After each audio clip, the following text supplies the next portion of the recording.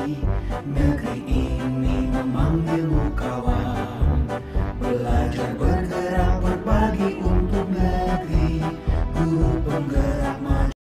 Assalamualaikum Pak Sunario. Waalaikumsalam. Gimana kabarnya? Baik, alhamdulillah. Pak Naryo gimana kabarnya? Alhamdulillah. Ya, Pak Naryo, saya mau izin untuk wawancara Bapak untuk memenuhi tugas saya sebagai JKP dengan topik pengambil keputusan sebagai pemimpin. Siap. Oke. Kita langsung mulai aja Pak ini. Siap. Oke. Selama menjadi kepala sekolah ini, adakah masalah yang Bapak hadapi di mana masalah itu menimbulkan dilema? Ya. Kalau masalah selama ini banyak. Banyak masalah Pak ini. Masalah. Tetapi dari masalah tersebut kita syukuri, alhamdulillah, untuk diri saya pribadi maupun secara instansi. Kalau secara pribadi sih mendewakan diri saya, mendewasakan diri saya untuk semakin bijak ya, sebagai manusia, subjeknya seperti itu. Ya, jadi sekali lagi pada intinya masalah di sekolah banyak, dan saya kira keniscayaan masalah itu terus berjalan ya, berjalan. Tetapi bagaimana kita menyikapi masalah tersebut dengan baik dan bijaklah seperti itu. Ya. Oh, jadi semakin bijak dalam menyikapi Insya Allah, permasalahan. pengennya. Mungkin Bapak bisa menceritakan identifikasi kasus-kasus yang merupakan bagaimana sih cara mengidentifikasi antara dilema etika dan bujukan moral. Adakah kasus yang seperti itu Pak? Untuk Ya. mengidentifikasinya bagaimana Pak? Ya, untuk ini kan kita harus tahu dulu apa itu dilema etika sama rujukan moral. Kalau dilema etika sendiri itu kan kalau bisa didefinisikan atau disimpulkan adalah kasus yang benar dan benar gitu ya. Iya, kasus benar lawan benar. Iya, terus kemudian kalau bujukan moral itu kasus benar lawan salah lah, seperti itu. Kalau bujukan moral itu sudah jelas, dalam artian benar lawan salah itu ya tentu yang dikalahkan yang salah lah gitu ya. Nah, tetapi kalau dilema benar dengan benar ini harus hati-hati. Nah, terutama misalnya kalau kita punya kasus dilema dilema etika, itu benar lawan benar ini harus telusuri secara menyeluruh ya. Kita harus lihat dulu misalnya kasusnya apa gitu ya. Misalnya kasusnya apa? Misalnya kita langsung kasus saja ya. Misalnya ada kasus seorang ini nyata di perjalanan dia menjadi kepala sekolah, itu ada guru A misalnya, ada guru A itu punya kasus kita masuknya 7:30, tetapi kalau gurunya tersebut, si A tersebut datangnya kurang lebih jam 8 atau bahkan lebih gitu ya. Nah, kita pendekatannya secara pribadi, dalam artian kita dekati guru tersebut, kenapa hal tersebut bisa terjadi. Sedangkan kita jamnya 7:30 sudah masuk, beliaunya datang jam 8. Nah, setelah ditelusuri ternyata guru tersebut itu punya putra yang kebutuhan khusus ya, di mana putranya tersebut setiap pagi itu minta perawatan khusus. Nah, hal tersebut tentu menjadi pertimbangan kita, terutama leader, pemimpin, kepala sekolah, untuk mempertimbangkan masalah yang ada di lingkungan keluarganya, seperti itu. Jadi sekali lagi, masalah tersebut tidak harus dijustis secara langsung, secara kasat mata, akan tetapi kita telusuri dulu sebenarnya kenapa bisa terjadi masalah tersebut, seperti itu. Luar biasa sekali Pak Naryo. Berarti Pak Naryo melakukan sistem coaching ya, memanggil guru dan mencari tahu. Luar biasa Pak. Berarti langkahnya itu dengan sistem coaching ya, memanggil guru dan mencari tahu penyebabnya. Ya, kalau tiang sih bahasanya itu diskusi ya, dalam artian diskusi. Karena tiang sendiri tidak mau misalnya memberitahu orang, tanda kutip istilahnya menegur orang di depan umum gitu kan. Kenapa? Karena kita sistemnya kekeluargaan, dari memanusiakan manusia seperti itu, dalam artian kita diskusi lah. Segala masalah insya Allah akan segera bisa terselesaikan kalau misalnya dari hati ke hati, diskusi. Berarti Pak Naryo sudah menerapkan prinsip coaching ya. Coaching itu dimana mencari tahu penyebab dan si coach sendiri mencari penyelesaiannya. Pak Naryo berarti sudah bisa menggali apa permasalahan dari coachingnya. Keren sekali Pak. Oke. Kemudian hal apa yang selama ini Bapak anggap efektif dalam pengambilan keputusan dalam kasus-kasus dilema etika? Coaching mungkin Pak ya berarti melalui coaching. Kemudian kalau saya sih lebih simpelnya mungkin coaching atau diskusi gitu ya. Diskusi itu sebenarnya bukan hanya satu titik. Diskusi tiang itu bukan hanya satu guru itu, tetapi tiang karena punya atasan lagi yaitu yayasan. Yang paling utama sebenarnya misalnya ada kasus gitu ya, tiang lapor dulu kepada yayasan. Dari pertimbangan yayasan dapat informasi, terus kemudian tiang konfirmasi, akhirnya dipanggil guru tersebut untuk diskusi. Nah, hal tersebutlah yang menjadi penguat tiang untuk menyelesaikan masalah guru tersebut, bukan hanya istilahnya bertumpu pada tiang, tetapi bertumpu juga kepada dari yayasan. Jadi saya sendiri juga ngambil keputusan itu biasanya tidak satu pihak, terutama atasan tiang.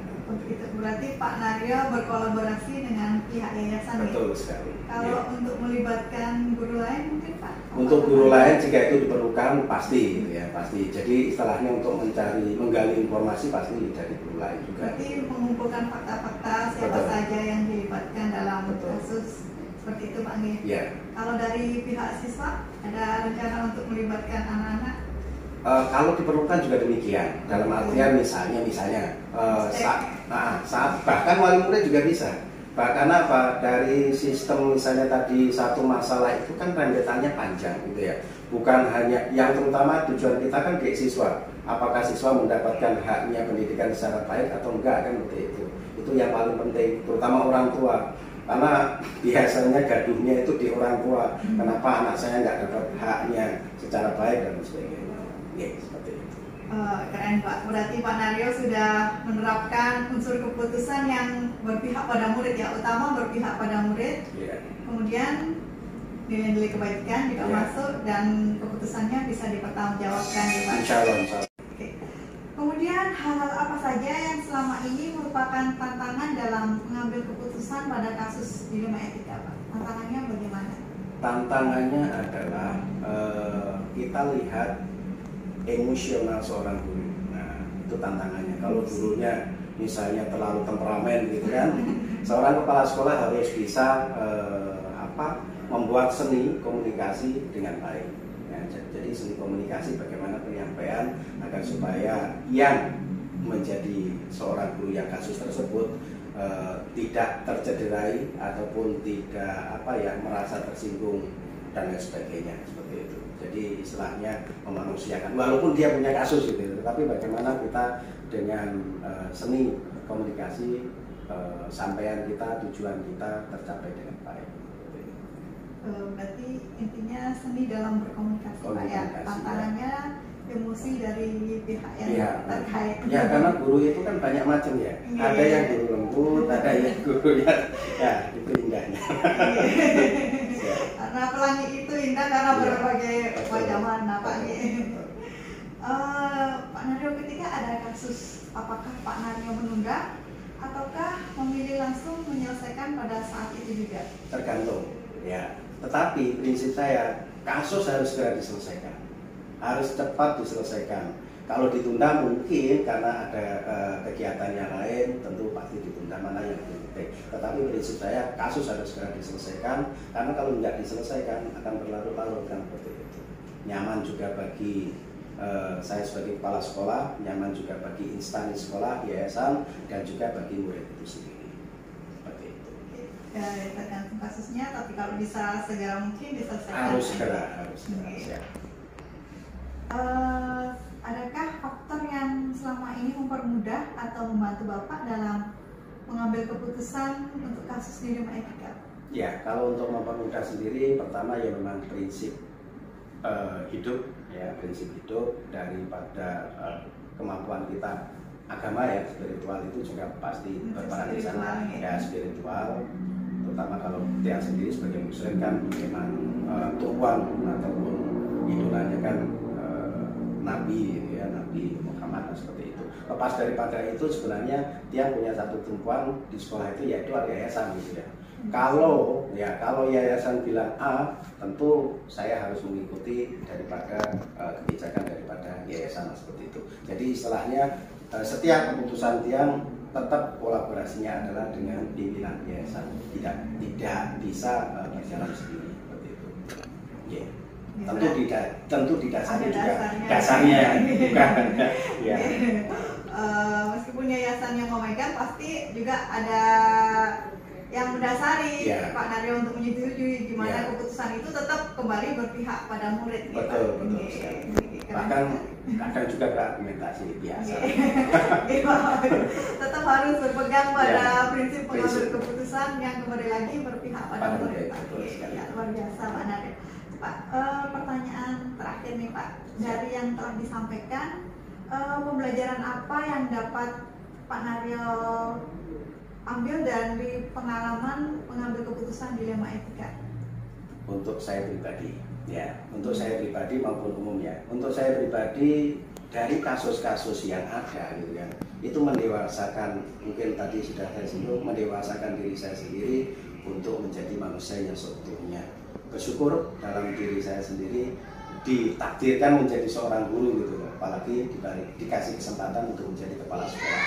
Di sana saya belajar untuk hidup lebih baik, hidup lebih baik bukan hanya dalam lingkungan sekolah, tetapi lebih betul lagi sebagai manusia yang lebih luas lagi, bisa memberikan manfaat pada orang lain dan lain sebagainya. Dan yang paling inti juga menjadi pembelajaran Tiang atau saya sendiri bahwasanya setiap masalah itu pasti ada titik temunya. Pasti ada jalan keluarnya. Yang jadi masalah adalah masalah itu ada karena pasti ada yang salah paham. Karena setiap manusia ternyata punya niat baik punya niatan baik. Tetapi yang jadi masalah adalah kesalahpahaman. Karena kita nggak mengerti masalahnya apa gitu ya. Makanya kita benar-benar harus tahu dulu duduk permasalahannya. Habis itu baru kita mengambil kebijakan secara menyeluruh holistik lah seperti itu. Yeah. Intinya komunikasi ya, nggak bisa langsung kepala sekolah. Gitu ya. Oke. Luar biasa sekali Pak Naryo, banyak sekali yang saya dapat dari Pak Naryo. Saya harus banyak belajar dari Pak Naryo. Kan calon kepala. Ya harapannya demikian, harus ada pengkaderan. Kalau nggak ada pengkaderan berarti gagal saya. Kan seperti itu. Siap. Oke, terima kasih Pak Naryo atas waktunya. Semoga menjadi manfaat untuk semuanya. Terima kasih Pak Naryo. Assalamualaikum.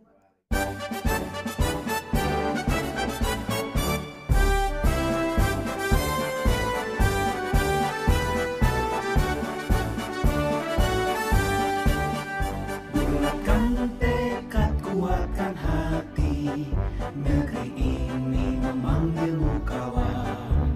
Belajar bergerak berbagi untuk negeri, guru penggerak majukan pendidikan. Guru penggerak menghamba pada murid, kreatif rancang pembelajaran. Hargai potensi, tingkatkan prestasi, lahirkan profil pelajar Pancasila. Belajar bergerak berbagi untuk negeri, kita menjalin kolaborasi. Belajar bergerak berbagi untuk negeri, demi bakti pada Ibu Pertiwi.